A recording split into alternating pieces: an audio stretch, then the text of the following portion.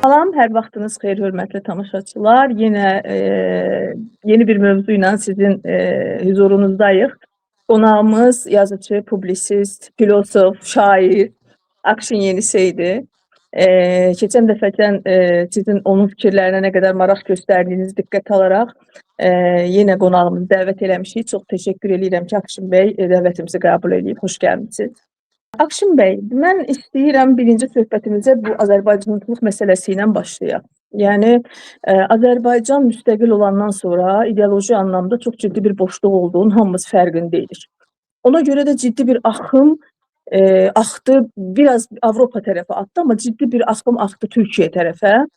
Bir də ciddi bir dindar kütləsi yaranmağa başladı Azərbaycanda. Amma sonra yenə o Türkiyə tərəfdən biraz ayrılanlar, indi rus məktəblərinin üstündəki dava var. Yenidən geri dönüş yaşadılar bir qismən olsa da. Biz Azərbaycançılıq ideolojisini niyə yarada bilmədik? Yəni ölkənin içində o ideoloji boşluğu doldurmaq üçün nə lazımdır? Burada bir məsələ diqqəti yönəltmək lazımdır. Biz Azərbaycançılıq ideologiyasını və yaxud ideyasını tamamilə siyasi şərtlər daxilində qəbul eləmişik. Yəni belə deyək də, bunun mifoloji qatı, bunun tarixi qatı, bunun fəlsəfi qatı o qədər də cəmiyyətimizə aydın deyil. Yəni bizi siyasi şərtlər məcbur elədi. Necə ki, vaxtilə məsələn Xəzərilər İslam dinini qəbul eləmişdilər və tarixdə bu cür hadisələr çox olub. Bir seçim qarşısında qalıb biz bu Azərbaycançılıq ideologiyasını, ideyasını qəbul eləmişik. Amma burada bir məsələ var ki, bunun qısa müddətdə effekt verməsindən ötürü radikal addımlar atılmalıydı. Amma bu radikal addımlar da o dövrdə bizim xüsusilə bax elə indinin özündə də o radikal addımlar, məsələn Atatürk kimi belə deyək də qısa və konkret türkçülük xəttin siyasi xəttə çevirmək, türkçülüyü radikal şəkildə millətin bir ideologiyasına, bir fəlsəfəsinə çevirmək, milli fəlsəfəsinə çevirmək bizim ona açıq deyək ki, gücümüz yoxdur. Hələ indi də mən düşünürəm ki, indi də o gücdə deyilik. Çünki cəmiyyətimizin içində gizli bir parçalanma, o Sovet dövründən qalmış və müstəqillik dövründə də bura İrandan, digər Rusiyadan, Avropadan müxtəlif belə deyək də siyasi ideoloji müdaxilələr oldu və onu bayaq elə siz birini dediniz ki, məsələn qəribə bir dindarçılıq, İran yönlü dindarçılıq. Yəni məsələn belə deyək də din haqqında hər hansı bir tənqidi və yaxud belə deyək qəbul eləmədiyimiz bir şey də deyəndə bizə cavab verənlərin, məsələn tutaq ki, o dini tənqid edənlərə cavab verənlərin əksəriyyəti İranpərəstlərdir. Yəni məsələn bir bağ alacaqdır daha dərinlərə aparanda bu məsələ gedib bir öz kökünü, öz özəyini İranda tapır. Bu izinə düşüb gedəndə bu söhbətlərin.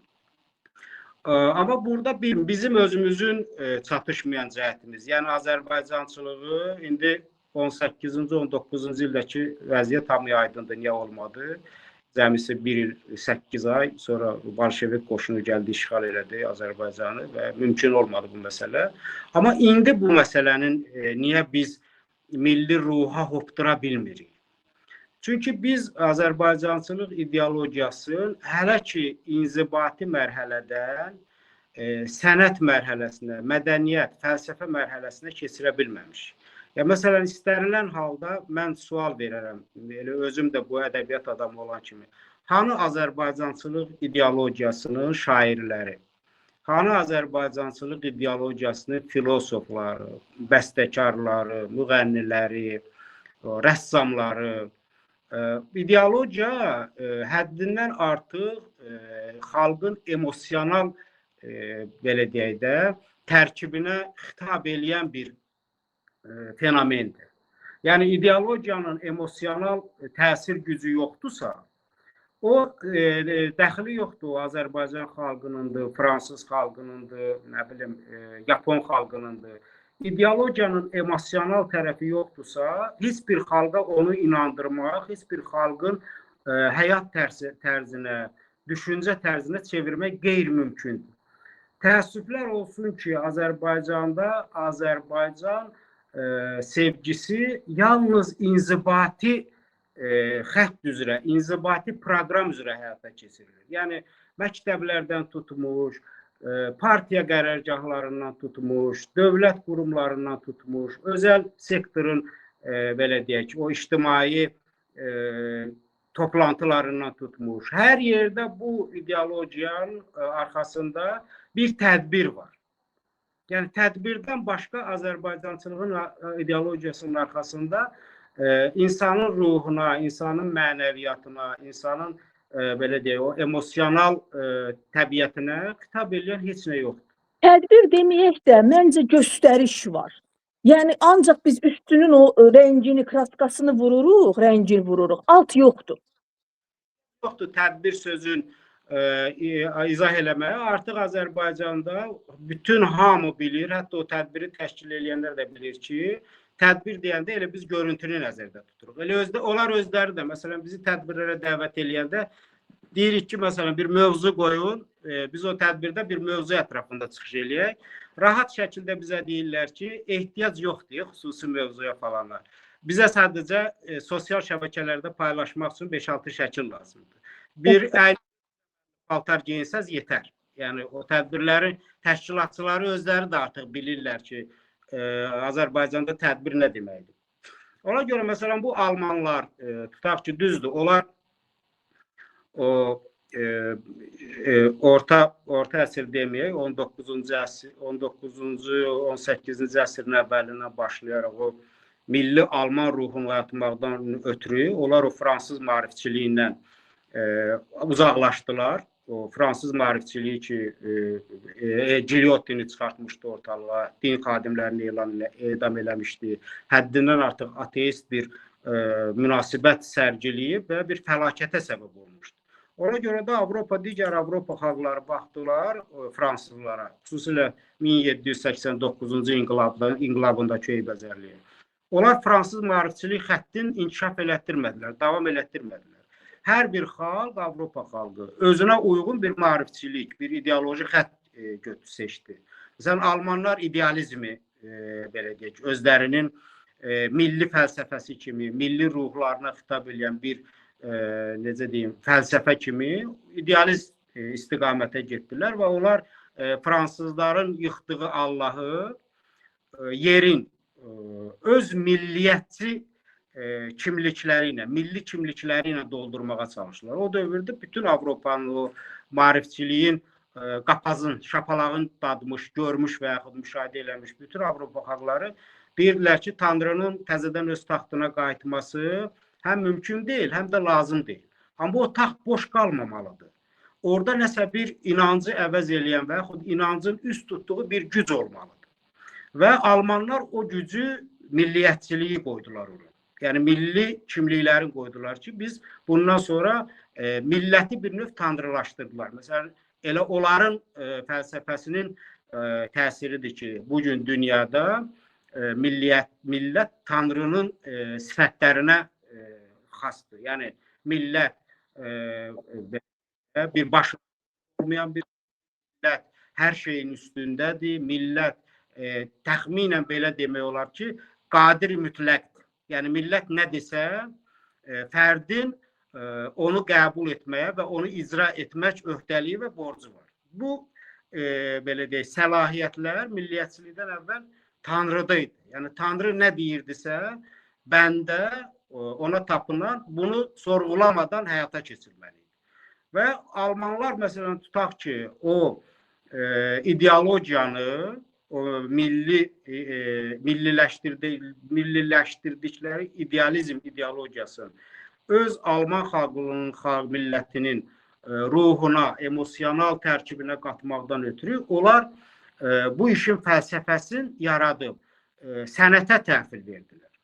Yəni, bu fəlsəfənin romanları yazıldı, bu fəlsəfənin şeirləri yazıldı, bu fəlsəfənin necə deyim də, o emosional musiqiləri bəstələndi, sənət əsər, rəsm əsərləri ortalığa çıxdı və xalq artıq o kilsədə gördüyü ikonaları, freskaları, o Tanrıya aid olan, İsa'ya aid olan freskaların öz milli kimliyin ifadə eləyən sənət əsərləri ilə əvəz olunduğuna artıq alışdı. Yəni milli ideologiya artıq xalqın bir emosional yaddaşına köçdü. Eləcə də ingilislər, tutaq ki, italyanlar, ispanlar bu məsələləri son nöqtəsi, son belə deyək də inkişaf xətti ədəbiyyatla, sənətlə bağlıdır. Yəni insanın ruhuna, mənəviyyatına təsir göstərən güc bugünkü dünyamızdır. Çünki bugünkü dünyamız hər nə qədər Azərbaycanda İrandan, oradan-buradan maliyyələşən dini sektaların üzvləri olsalar da, bugün artıq dünyanı dini duyğularla idarə eləmək, insan mənəviyyatın, orta əsrlərin dini belə deyək də, deyimləri ilə idarə eləmək, tənzimləmək qeyri-mümkündür. Yəni, bugünkü insan həddindən artıq ağıl mərkəzli insandır və sorğulayan insandır.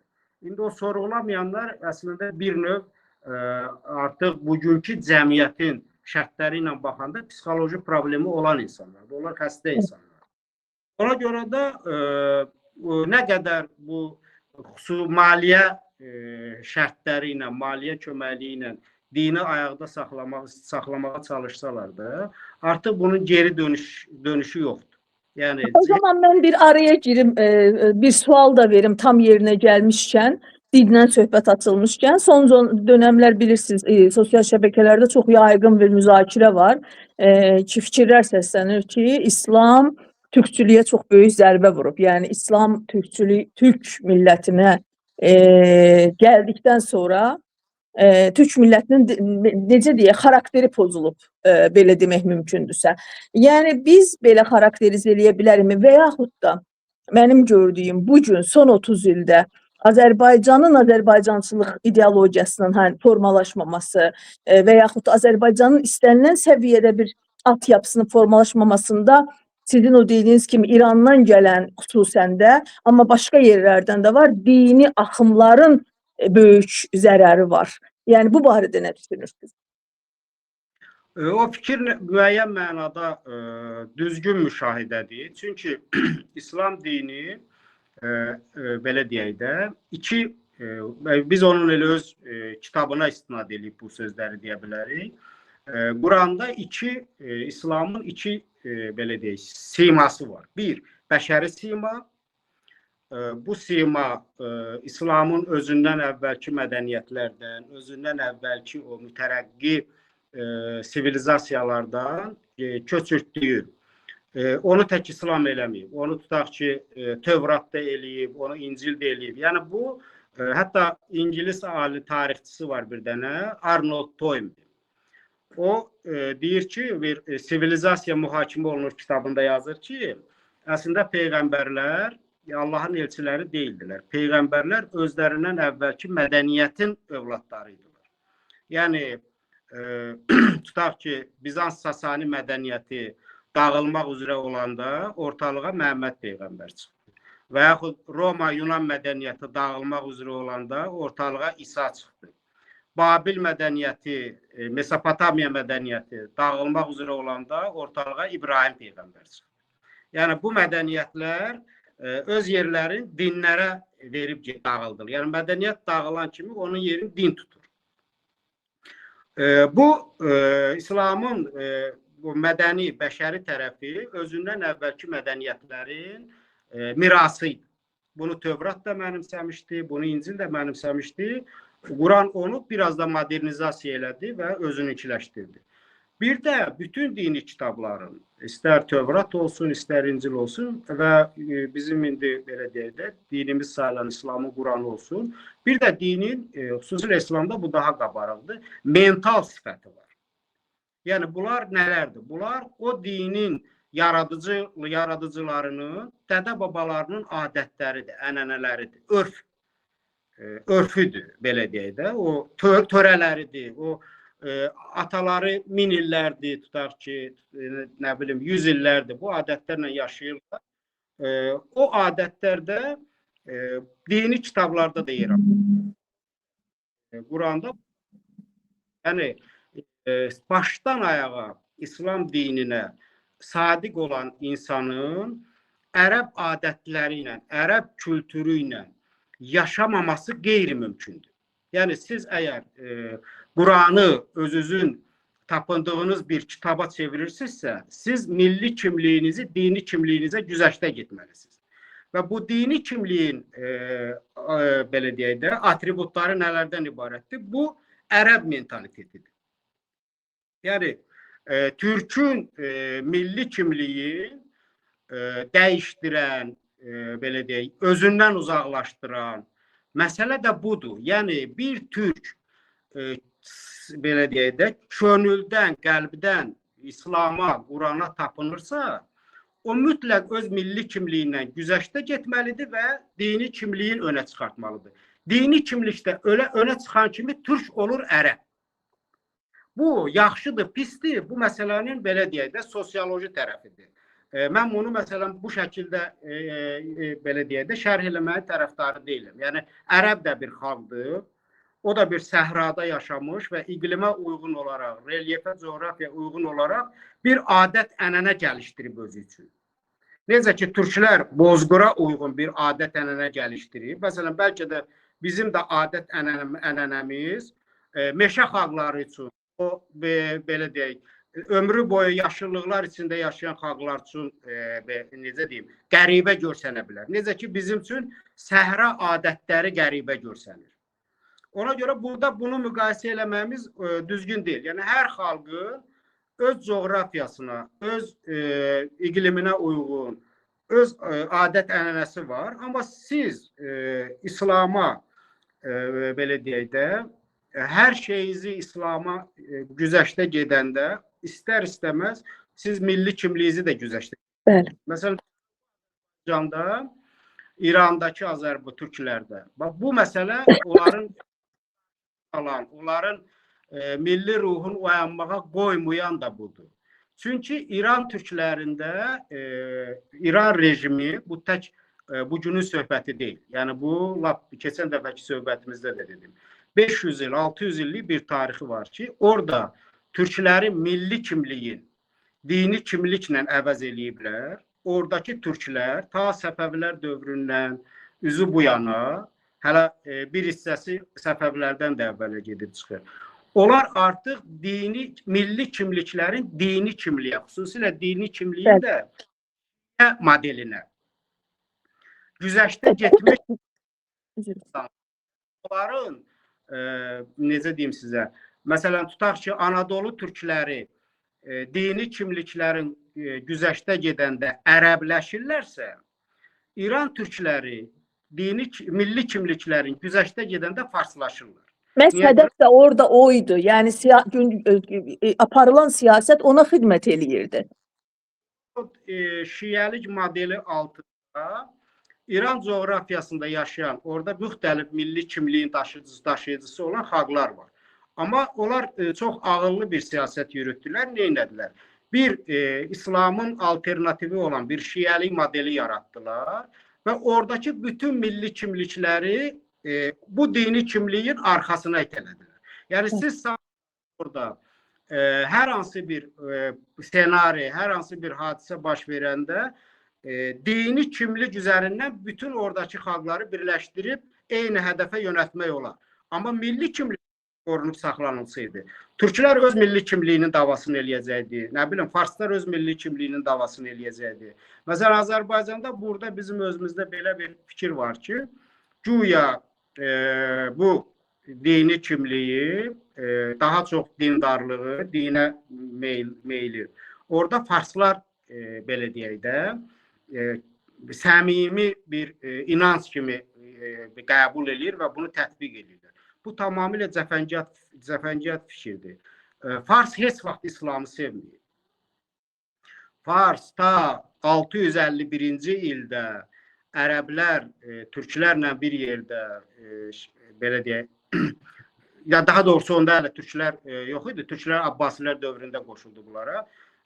51-ci ildə Sasanilər dövləti işğal olunanda və yer üzündən silinəndən sonra Sasanilərin törəmələri, Sasani dövlətinin oradakı o nüfuzu, hansı ki onlar müxtəlif şəkillərə, müxtəlif fəlsəfi şəkillər alır. Məsələn, tutaq ki, təsəvvüf, sufilik, bu düşüncələr altında, bu belə də kimliklər altında onlar yaşayırdılar.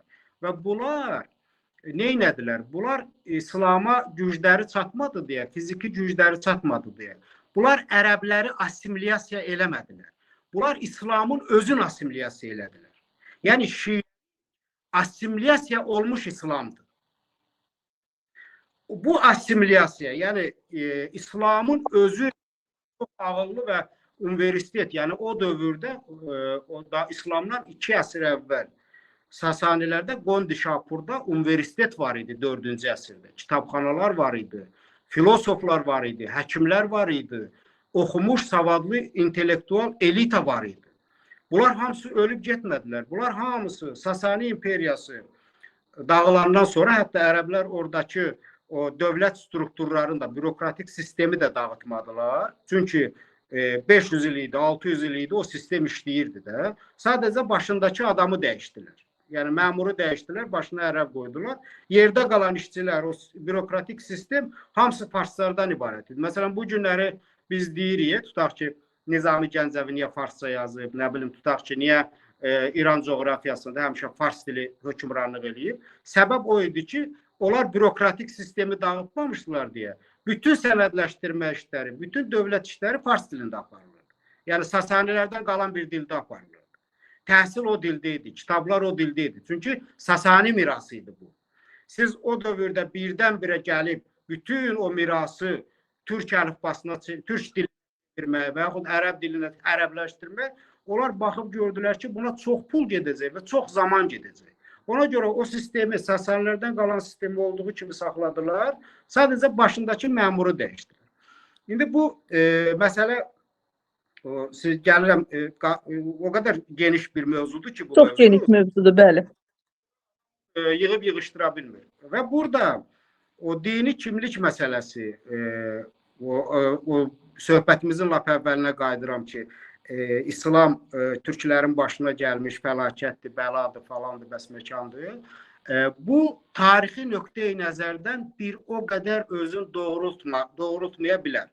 Çünki türklər Talas döyüşündə 750-ci ildə Çin ordusu, Çin imperiyası nəhəng bir ordu göndərmişdi ki, türklərin ümumiyyətlə bu coğrafiyadakı mövcud olan bütün türklərin hamısını kölələşdirsinlər və müxtəlif tayfalar şəklində dünyaya səpələsinlər.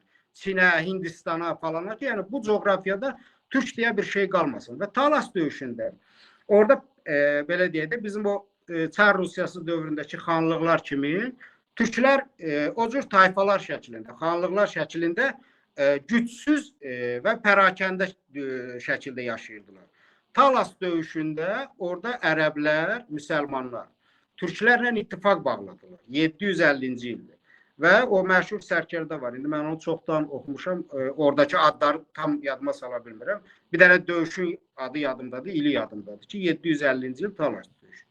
Orada İslamın, o ərəblərin gücü ilə türklər öz güclərini birləşdirdilər və Çinliləri məğlub edib buradan uzaqlaşdırdılar.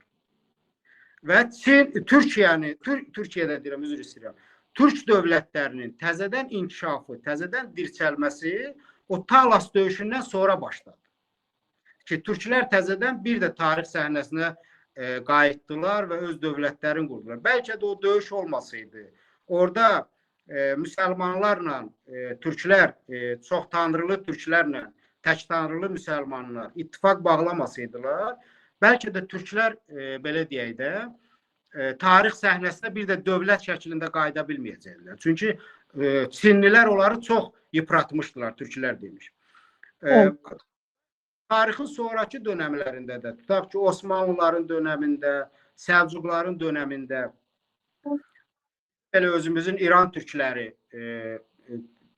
İran coğrafiyasında qurduqları dövlətlərə baxaq. Yəni İslamı bir dövlətçiliyin aləti kimi istifadə eləyəndə türklər həmişə İslamla udublar, qalib gəliblər. Amma bu şəkildə. Dini alət, dövlətə alət kimi istifadə eləyəndə. Amma yox, dövləti İslama alət kimi istifadə eləyəndə, əlbəttə ki, ortalığa o deyilən eybəcər mənzərə çıxır. Mən Akşin bəy, üzr istəyirəm, araya girirəm. Bu arada 751-ci ildə gerçəkləşən Talas Savaşında Abbasi ordusunun başçısı Ziyad bin Salih idi. Çin ordusunun başçısı Gao Xianxi. Hatırlattım. Deməli, Güney çözümə gələk. Yəni indi nə edəcəyik? Bizim orada Güney Azərbaycanda dini kimliyi, milli kimlikdən önə çıxmış. Yəni biz yenə mən bunu israrla deyirəm, 10 min, 15 min, 20 min Azərbaycançılıq bilincində, türkçülük bilincində olan insanı demirəm. Mən o kəndlərdə, yəni normal həyatı olan, işə gedib gələn, bütün günü televizordan şəri təbliğatın eşidən insanlar nədir? Çoxluğu nəzərdə tuturam. Dini kimliyi, milli kimlikdən önə çıxmış insan var. Bu tərəfdə tam Azərbaycançılıq ideologiyası, bu arada bir şeydə vurğu yapın, bəlkə siz mənlə razılaşmasınız. Məncə Azərbaycançılıq ideologiyası Sovet dönəmində daha çox idi. Gizli, o sizin dediyiniz fəlsəfi yazarlar filan səviyyəsində, nəinki son illərdə, son dönəmlərdə olan vəziyyət. Burada da Azərbaycançılıq ideologiyası tam oturmamış bir müstəqil dövlət var. Yəni biz ortaq bu məsələni necə çözəcəyik, bu problemi necə həll edəcəyik? Burada bir məsələ var ki, xalqdan belə şeylərin həllini gözləmək sadəlövhlük. O xalq dediyimiz çoxluq heç vaxt özü öz ağlı ilə, özü öz dünya görüşü ilə ayağa qalxıb və yaxud bir fikir yürüdüb hər hansı bir çıxış yolu tapa bilməyəcək. Yəni dünyanın heç bir xalqı da belə bir belə deyək də özü öz başına hər hansı bir tarixi çətinliyin öhdəsindən gəlmir. Burada sadəcə xalqın düşünən kəsimi, xalqın elita dediyimiz, burjuva dediyimiz, nə bilim, ülama dediyimiz, tutaq ki, İran türklərində bu işi görə bilər oradakı ülamalar. Çünki İran coğrafiyasında cəmiyyətin içində təsir gücü olan yeganə qüvvə ülamalardır, yəni din xadimləridir. Çünki yaxın elə İran tarixində izləyəndə, baxıb yəni oxuyanlar bilirlər ki, orada hər hansı bir dəyişiklik baş verirsə, o dəyişikliyi eləmək istəyən qüvvələr birinci ülamalarla, yəni din xadimləri ilə müəyyən bir müzakirələr aparırlar, tutaq ki, razılaşmalar əldə edirlər. Yəni ülamalar bir şeyə razı deyillərsə, İran coğrafiyasında ancaq kütləvi qırğın yolu ilə nəyisə dəyişmək olar. Məsələn, tutaq ki, Müsəddiqin başına gələn əhvalatı bilirsiniz də, 51 səhv eləmirəmsə. Məsələn, adamın arxasında tutaq ki, ülama sinifi var idi və əsasən ülama sinifi var idi deyə, adam 51-ci ildə, 51-52-ci illərdə də demək olar ki, İrana hakimiyyəti tamamilə ələ almışdı və şahın əlində bir dənə ordu qüvvələri var idi. Qalan bütün dövlətin bütün strukturları, bütün belə deyək də gücü Müsəddiqin əlində idi. Amma bu necə oldu ki, cəmisi 2 ildən sonra Müsəddiqi devirdilər və tutdular, apardılar, qoydular türməyə, həbsxanaya. O şəkildə oldu ki, Müsəddiq, düzdür, Müsəddiqin ətrafında orada Tudə partiyasının üzvləri də var idi, Tudəçilər də var idi, müxtəlif belə aşağı sosial qruplar da var idi ki, biraz intellektual, maarifpərvər qruplar, amma əsas dayağı ülama idi. Yəni şahın belə deyək, hakimiyyətindən narazı olan bir din xadimləri ittifaqı var idi və bunlar Müsəddiqin arxasında durmuşdular. O vaxta qədər ki, Müsəddiq inanmağa başladı ki, bu bunun öz gücüdür və başladı ülamaların belə deyək, sərvətlərin milliləşdirməyə. torpaqların əlindən aldı. Nə bilim, müəyyən onların ki bir sərvət qaynağı var idi. Onları da başladı milliləşdirməyə, dövlətin əmlakına keçirtməyə, dövlətin ixtiyarına keçirtməyə və müəllimlər yığışdılar. Dedilər ki, yoxdur. Sən ki bizi bu sənə verdiyimiz gücü, öz gücü zənn elədin. İndi gör başvan oynatacaq və cəmisi 2 ildən sonra artıq 53-cü ildə müsəddiqin ətrafında heç kim yox idi. Nə tudəçilər var idi, nə o maarifpərvər intellektuallar var idi, nə ulama sinifi var idi.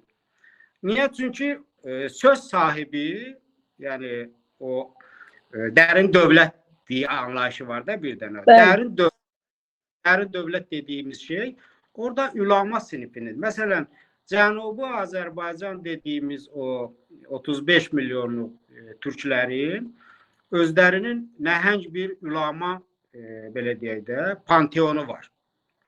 Bir burjuası var, elitası var.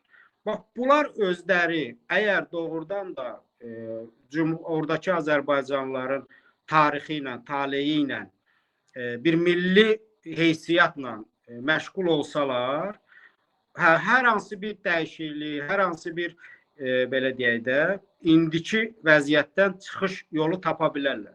Amma o ulama sinifi əgər milli kimliyin çoxdan dini kimliyə güzəştə gedibsə və ümumiyyətlə onlar istəmirlər heç milli kimlik belə deyək də dini kimliyi üstələsin. Çünki o bayaq dediyim kimi o dini kimliyin arxasında bir sərvət var, bir nüfuz var. O nüfuzu, o sərvəti, o nüfuzu nəsildən nəsillə ötürülən bir qaynaqdır.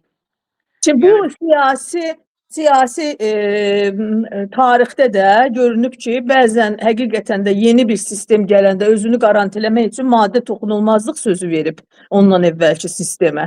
Yəni bunu dəyişikliyi yaratmaq üçün onların milli görüşündən ziyadə bir də onlara toxunulmazlıq sözünü verəcək bir qüvvə lazımdır. Bəli, onlar, bax o dediyimiz o məsələ ki, o elita ki, məsələn tutaq ki, Azərbaycanda Sovet dövrünün yetişdirdiyi bir şair, yazıcı elitası var idi. Məsələn, bizdə o işi, o müstəqilliyin ilkin illərində, hətta 88-ci illərdə falan da fikir verirdiniz, xalqın qabağında gedənlərin əksəriyyəti şair və yazıcılar idi. Bəxtiyar Vahabzadə, Sabir Rüstəmxanlı, nə bilim, müəyyən mənada Vaqif Səmədoğlu, nə bilim, digər. Yəni, hansı tribunaya baxsaydınız, orada bir 3-4 dənə yazıcı şair görəcəydiniz. O Sovet dövründə onlar bu cür gözləmirdilər də. Onlar Sovet dövründə bir şairlərdən, yazıcılardan, sənət adamlarından ibarət bir ideologiyaya xidmət edən bir rahib ordusu düzəltmişdilər. Yəni, Sovet hökuməti ateist hökuməti idi deyə o dindarlarla iş görmürdü. Onun dindarları şairlər, yazıcılar idi. Onun rahibləri, kahinləri, şairlər, yazıcılar, dövlət müğənniləri, rəssamlar, onların hamısına müəyyən kahinlərə layiq imtiyazlar vermişdilər. Hamısı şəhərin mərkəzində elit yerlərdə yaşayırdılar. Bunlar Sovet hökumətinin kahinləri idi. Ona görə də o Cumhuriyyət dövründə, üzr istəyirəm, müstəqillik illərinin başlanğıcında bunların içərisindən bəziləri o milli kimliyi şey elədilər. Necə deyim, o Sovet kimliyinə, kosmopolit kimliyə güzəştə getmədilər. Məsələn, tutaq ki, Sabir Rüstəmxanlı türkçülük, turançılıq, elə o 88-ci ildə Bəxtiyar Vahabzadə, o digərində adın belə deyək də, sürətlə danışıram deyə, orada çoxdur o, ziyalı cümləsi çox. Bəli. Tarixçilər var idi orada, digər. Hamısı yaradıcı insanlar idi və bu insanlar vaxtı ilə nəyəsə görə güzəştə getdikləri, Sovet hökumətinə, Sovet ideologiyasına güzəştə getdikləri milli kimliklərin 88-89-cu ildə önə çıxartdılar. Əgər İranda da o dini zümrə, o ulama sinifi, o hansı ki milliyyəti türkdür, amma dini kimliyi ilə belə deyək də nüfuz qazanıb. Dini kimliyi taşıyıcısıdır. O adamların içərisindən eynən bizdə olan kimi milli kimliyin, dini kimliyinin önünə çıxarda bilən bir zümrə çıxsa ortalığa, bir dindar, din xadimləri ortalığa çıxsa, mən düşünürəm ki, o cəmiyyət, o insanlar, o 35 milyon insan özünə çıxış yolları tapacaq. Burada bir sual vermək istəyirəm Akşin bəy. Amma bir dəfə məsələn son 100 ildə bir dəfə Güney Azərbaycanla bağlı ayaqlanma olub, bir milli hökumət qurulub. Bu da sol hökumət olub amma. O hökumətin arxasındakı qüvvələr kim idilər? Yəni o hökumətin arxasında Sovetlər idi. Amma yenə də cəmaatı tərəfinə çəkə bilmişdi. Eyni şey Sovet hökuməti Əfqanistanda da elədi. Yəni eyni şey Sovet hökuməti Şərqi Avropa ölkələrində də eləyirdi, eləmək istəyirdi. İndi Şərqi Avropa ölkələri Ruslardan daha mədəni idilər deyə. Mədəniyyətlə eləyə bilmirdilər. Gücləri çatmırdı onu eləmək. Amma məsələn Əfqanistanla çox rahat eləyə bilirdilər. Çünki Əfqan xalqı ilə Rus xalqının arasında nəhəng müqayisə olunmaz dərəcədə mədəniyyət Rusların tərəfində. Və yaxud İran toplumu ilə elə bizim özümüzü də qataq onun içərisinə. Çar Rusiyası dövründə 200 illik Türkmənçay müqaviləsi, Gülüstan müqaviləsi, bu müqavilələr imzalandığı dövrdə Rusiya mədəniyyət baxımından İran dediyimiz o vaxtki o Qacariyə hökum dövləti var idi də, o parçalandı. Mədəniyyət qat-qat üstün idi. Ona görə də yazıb oxumağı bilən, az-çox savadı olan insanlar o dövrdə seçim qarşısında qalanda deyirlər ki, Rusiya. Çünki mədəniyyət oradadır, teatr oradadır, kitablar oradadır. Hətta indinin özündə belə Azərbaycanda milyonlarla olmasa da 100 minlərlə insan var ki, yenə də Rusiyanı mədəniyyət baxımından bizdən üstün tutur. Yenə də gizlin də olsa Rusiya. İndi ona görə də o Rusların o İran Cənubi Azərbaycanda elədiyi və yaxud Əfqanistanda elədiyi o epizodik bir şeylərdir. Yəni Ruslar oradan çəkilib gedən kimi xalq yenə də qayıdır özünün o komfort zonası ki var idi, o belə deyək də adət-ənənə ilə təbii halına deyək. Qayıdır öz təbii halına. Qayıdır. Məsələn bizim özümüz dövlətin indi başı qarışdı Qarabağ müharibəsinə, tutaq ki, kasıb bir ölkə birdən-birə 1 milyon qaçqınla yükləndi, bunu yedirtmək, bunu yerbəyer eləmək falan. Dövlətin başı qarışdı buna. Azərbaycanda mədəniyyətin inkişafına diqqət göstərilmədi. 200 il Rus mədəniyyətinin təsiri altında olan Azərbaycanlılar, bax biz özümüzü deyirəm. Siz gördünüz 30 ilin içərisində necə sürətlə öz təbii keçmişlərinə qayıtdılar. Necə o uşaqları məktəbə buraxmayaq, teatra getməyək, bir toyxana quraq, bir meyxanaçı çağıraq, bir qoşanağara çaldıraq, oynayaq özümüz üçün, nə bilim də, belə bir lokal bir şeylər də. Yəni cəmisi 30 il bizə kifayət elədi ki, 200 illik Rus mədəniyyətinin bizə verdiyi şeyləri hamısının üstündən xət çəkib qayıdaq təzədən 17-ci əsrin o 16-cı əsrin o qara dünyası. Ona görə də siz elə düşünmürsünüzmü ki, bizim indi bu dəqiqə bu Azərbaycancılıq ideologiyası yetərincə güclü olsa, yəni lazımi səviyyədə olsa, biz heç o dindarlara da ehtiyac olmaz. Yenə də o Güney Azərbaycandakı Azərbaycanlıları o milli halına, sizin dediyiniz kimi o Sovetlərdən sonra Azərbaycanın döndüyü kimi sürətli bir şəkildə döndürə bilərik. İdeologiya əvvəla xəlqi məsələ deyil. Yəni heç bir xalq özü şadlıq sarayında, mən nə bilim metroda və yaxud hansısa bir binanın həyətində yığışıb ideologiya yaratmır. İdeologiya dövlət məsələsidir. İstər bu Almaniya olsun, istər İngiltərə olsun, istər Amerika olsun, İran olsun. Məsələn, İran bu dini kimliyin, milli kimliyin üzərində qalmasından ötürü. İran dövləti bilirsiniz nə qədər pul xərcləyir. Ki, ölkənin daxilində milli kimliklər dini kimliyi önünə keçməsinlər. İran buna nəhəng resurslar xərcləyir. İran hətta öz daxilində yox. Bizim Azərbaycanda da bu işi aparır. Milyonlarla pul ayırır. Buradakı Azərbaycanlılar da öz milli kimlikləri dini kimliyə güzəştə getsin. Təkcə Azərbaycanda yox, İraqda, Suriyada, yəni ətraf çevre ölkələrdə də eyni şey eləyir. Oradan Ərəb ölkələrində yəni ideologiyanı arxasında Fars milliyyətçiliyi, İran dövlətçiliyi da gizlənmiş, bu dini kimlik üzərindən aparılan təbliğata İran dövləti çox ciddi pul xərcləyir. Onun mahnıların yazdığı. Hətta mən sizə deyim ki, mən bu ABŞ-İran müharibəsi başlayanda mən özüm özlüyümdə belə bir təhlil aparırdım ki, bu texnologiya ilə ideologiyanın müharibəsi olacaq. Yəni İran ideologiya ilə döyüşəcək, ABŞ, İsrail texnologiya ilə döyüşəcək. Və bir müharibədən bir müddət keçəndən sonra, qısa bir müddət keçəndən sonra mən öz düşüncələrimə redaktə elədim. Mən gördüm ki, yox, İran ideologiya ilə də döyüşmədi. İran başladı mifologiya ilə döyüşməyə. Yəni bu gün ABŞ-la İsrailin qabağında bir İran mifologiyası dayanıb. İdeologiya. Yəni Yəni bunu bir detallandırın, xahiş edirəm. Yəni necə yəni mifologiya, nə ilə? Mən başa düşürəm də izləyicilərimiz üçün də daha aydın olsun. Süni zəka vasitəsilə müxtəlif miflər yaradırlar. Məsələn, 2 gün bundan əvvəl bir süni zəka ilə belə bir video yayımladılar ki, İsrailin və Amerikanın zərərsizləşdirdiyi, öz iqamətgahında zərərsizləşdirdiyi Xamneyi dirilib və nəhəng bir basılmaz ordu ilə, milyonlarla tankla, topla öz vətənin qorumağa gəlir hərbi formada.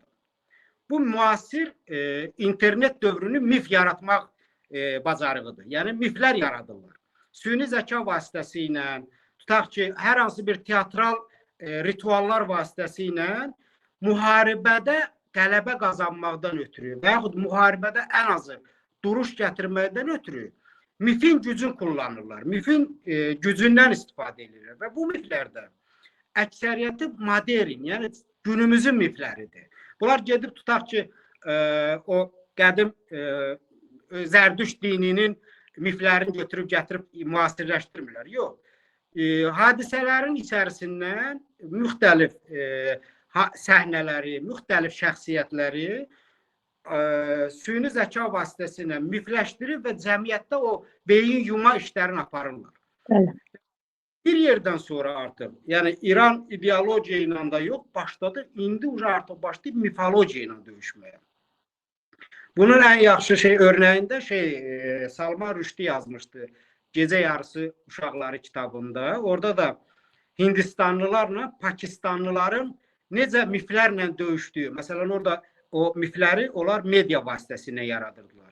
Tutaq ki, məsələn Hindistan xırda bir olurdu, qarşıdurma olurdu cəbhə xəttində. Hindistanın bütün media orqanlarına göstəriş verilirdi ki, belə xəbərlər tirajlayın ki, Pakistanın bir gecədə 600 tankı vurulub, nə bilim 500 təyyarəsi vurulub, 3 milyonda əskəri öldürülüb. Bu hindlilərin öz miflərini yaradırdılar ki, yəni biz belə güclüyük. Bir gecədə bu qədər Pakistanı bu qədər itkiyə məruz qoymuşuq. Eyni şeydə Pakistanlılar eləyirdi və bunu çox gözəl yazıb Salman Rushdie. Pakistanlılar da bu tərəfdə mediaya əmr verirdilər ki, siz də yazın ki, bu gecə baş verən qarşıdurmada biz Hindistanlıların 5 milyon əskərini öldürmüşük, 700 tankın vurmuşuq, nə bilim 600 təyyarə. Şişirdirdilər, suyunu şişirmək istifadə edirdilər. Onlar o dövrdə, o hər iki dövlət media vasitəsilə yaradırdı. Bugün İran o miflərin süni zəka vasitəsilə, süni intellekt vasitəsilə yaradır. Və onu, belə deyək də, cəmiyyətin birliyi üçün, cəmiyyətin özgüvəni üçün çox rahat şəkildə istifadə edə bilir. Effektiv şəkildə hətta istifadə edə bilir. İndi bunu hara qədər istifadə edəcək? Hara qədər bu güc, bu mifoloji güc işə yarayacaq, onu indi gələcək göstərəcək, tarix göstərəcək. Qayıdaq mövzumuza onda Azərbaycan ideologiyası ilə bağlı dediniz bunu dövlət eləməlidir. Amma verilişin başında demişdiniz ki, bunun fəlsəfi aksiyapsı yoxdur, yazarları yoxdur. Bunu necə eləyəcəyik? Yəni bu necə tamamlanacaq? Bu proses çünki tamamlanmalıdır, yoxsa dövlətçiliyimiz həqiqətən də məncə təhlükə altındadır. Ancaq belə deyək də, Azərbaycançılıq ideologiyasının, Azərbaycan xalqının emosional tərkibinə, Azərbaycan xalqının emosional varlığına çevirməkdən ötürü burada biz eynən başqa xalqları, daha bizdən mədəniyyəti inkişaf eləmiş, tarixi bizdən daha uzaqlara gedən, zəngin olan xalqların praktikasından istifadə eləməliyik. Yəni, Azərbaycançılıq ideologiyasını, məsələn, biz Azərbaycançılığın təbliğatını necə aparırıq da? Azərbaycançılıq sözünün özü ilə aparırıq. Yəni, məsələn, bizim tutaq ki, filologiya üzrə fəlsəfə doktorumuz Azərbaycançılığın təbliğatını belə aparır. Azərbaycançılıq bizim milli ideologiyamızdır, Azərbaycançılıq nə bilim nədir, filandır, bəs məkan. Yəni, sözün özü ilə ideoloji təbliğat aparır. İdeologiyanın adı ilə ideoloji təbliğat aparır. Bunun heç bir emosional təsiri yoxdur. Bu ideologiyanın filmləri çəkilməlidir, serialları çəkilməlidir. Hətta mən o gün bizim bu toplantıların birində də dedim ki, Cənubi Azərbaycanda, ona görə Cənubi Azərbaycan əhalisi, 35 milyon əhali İranda baş verən heç bir senariyə, heç bir belə deyək də dəyişmə hazır deyil. Bunun səbəbi odur ki, oradakı inqilabçı və yaxud inqilabi düşüncəli insanlar bir marginallaşma gedib. Bir kasta yaradıblar orada. Bu inqilabi iş həddindən artıq emosional bir işdir. Bu xəlqi işdir. Buna xalq yoluxdurulmalıdır. Məsələn, tutaq ki, siz baxın, əsrin əvvəlində kommunistlər bunu Azərbaycanda, məsələn, bolşevizmi, kommunizmi necə yayıblar da. Məsələn, Stalin Sibirdən qaçıb, sürgündən qaçıb. Gəlib Bakıda bu neft mədənlərinin hansınınsa yan yörəsində bir dənə zirzəmidə otaq tutub, gizlin bir otaqda və orada müxtəlif qəzetlər, belə deyək, bir səhifədən ibarət, 2 səhifədən ibarət, nə bilim, broşuralar, qəzetlər çap eləyib. Məhz neft mədənlərindən qovulan fəhlələrə paylayırmış. O dövrdə belə bir şey olub ki, hansı fəhlənin ki, ailəsində uşaq çoxalırmış, bizim neft milyonerləri onları işdən çıxardırmışdı. Ki, sənin artıq ailən böyüyü bizim gəlirlərimizə, belə deyək də, zərər yetirir, ziyan vurur. Biz sənə, yəni bir uşağın var idi, işə götürmüşdü, indi 5 uşağın var. Biz sənə arvad uşaq saxlayan deyilik də. Ona görə də o cür fəhlələri işdən çıxardırmışlar və bu işdən çıxan fəhlələrin ümid yeri Stalin buraxdığı o vərəqələr imiş, broşuralar imiş. Və bu mütəşəkkil şəkildə qisasçılıq hissi ilə o neftxudalara qarşı, neft mühəndislərinə qarşı, oradakı o idarə heyətinə qarşı qisasçılıq hissi ilə belə deyək də alovlandırıb göndərirmiş ki, gedib yandırsınlar. Məsələn, Bakıda bir də görürmüş, o vaxt belə bir şey olurmuş ki, məsələn, Bibiheybətdə bir 5 dənə neft mədəni birdən alışdı, yandı. Hamısı o emosional təsirin gücü ilə. Ona görə də bu ideoloji məsələ tamamilə xəlqi və emosional məsələdir. Bu, inzibati yolla, nə bilim, orada bir dövlət qurumu ildə bir dəfə tədbir keçirtdi, burada universitet keçirtdilər, rayon icra hakimiyyəti orada bir tədbir keçirtdi. Bununla Azərbaycan xalqının yox, ümumiyyətlə dünyanın heç bir xalqının emosional belə deyək, dərinliyinə nüfuz eləmək olmaz. Bunun şeirləri yazılmalıdır və dövlət bu işdə maraqlı olmalıdır. Yəni, maraqlı olmalıdır ki, mənim söykəndiyim ideologiyanın bu təkcə siyasi ideologiya olaraq qalmasın. Bu həm də mədəniyyətin içinə sızsın. Bir də biz onun effektivliyini Akşin bəy, Qarabağ məsələsində gördük sanki. Məsələn, Qarabağla bağlı mahnılar yazıldı, filmlər, Fəryad filminin özünün məsələn, indi ad çəkmək istəmirəm. Göstərdi ki, biz bir Qarabağ savaşına başlayanda hamı ayaqdaydı. Yəni bunun bu altyapısının deyək, bünövrəsinin sizin dediyiniz kimi kültürel mədəni fəaliyyətlərlə, yazılarla, fəlsəfi anlamda bir şuur altında yerləşdirməklə doldurulması örneği bizim özümüzdə elə Qarabağ məsələsində var. Oradan götürüb bura tətbiq eləyə bilərik. Burada Qarabağ məsələsi bizdə indi bu yayğın bir belə deyək də artıq klişələşmiş məsələyə çevrilir ki, Qarabağ məsələsində biz hər hansı bir musiqinin, hər hansı bir filmin rolu yüksək oldu. Sözsüz ki, bunu danmırıq. Amma Qarabağ məsələsi Azərbaycanlı türkləri ilə erməni türklərinin məsələsi 88-ci ilin məsələsi deyil.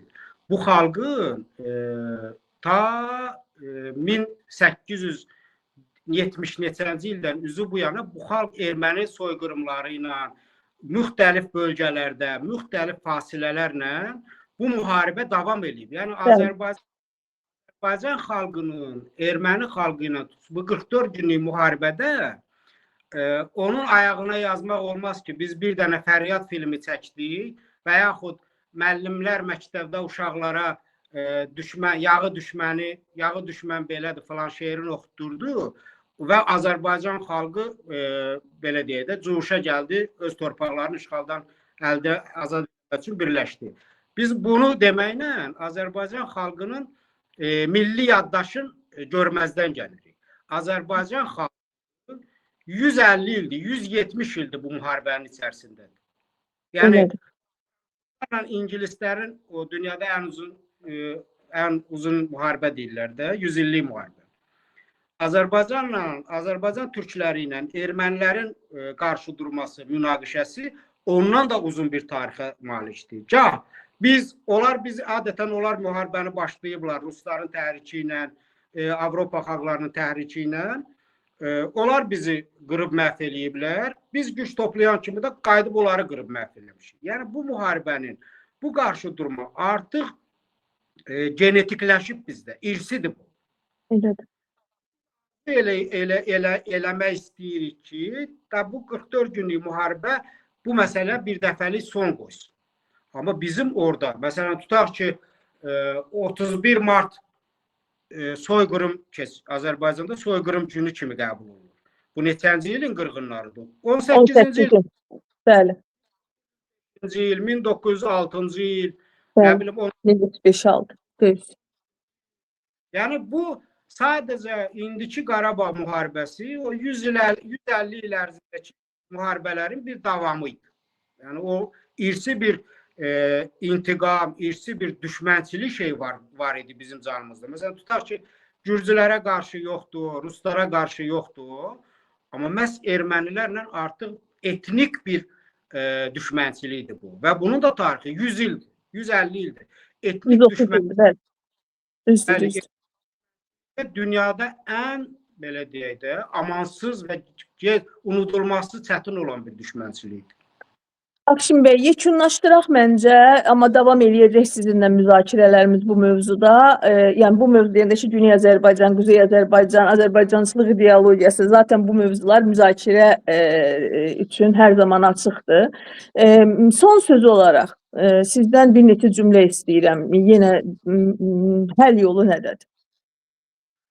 Həll yolu ancaq mədəniyyətdədir, mən düşünürəm. Düzdür, onu Hüseyin Cavidin də o şeirin tez-tezində bizimkilər əzbərləyiblər. Mədəniyyət. Bu tək bizə aid deyil, bütün türk etnosuna aid bir şeydir. Bizim mədəniyyət problemimiz var. Yəni biz tutaq ki, zəfər qazanmışıq, qələbə qazanmışıq. Amma bu qələbəni biz siyasi və hərbi müstəvidən mədəniyyət müstəvisinə keçirtmək gücümüz çatmır, eləyə bilmirik, bacarmır.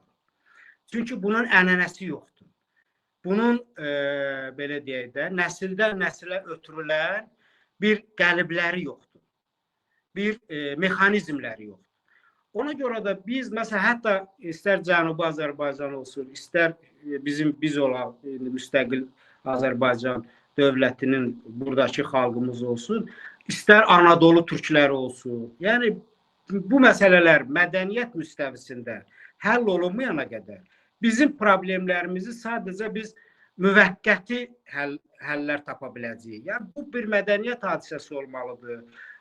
Biz bunu istər hərbi qələbəmizi, istər siyasi qələbələrimizi, istər nə bilim hər hansı bir gələcəkdə bizi gözləyən problemləri biz bunları sürətlə mədəniyyətə daşımalıyıq, fəlsəfiyə daşımalıyıq, romanlara daşımalıyıq, nə bilim musiqilərə daşımalıyıq.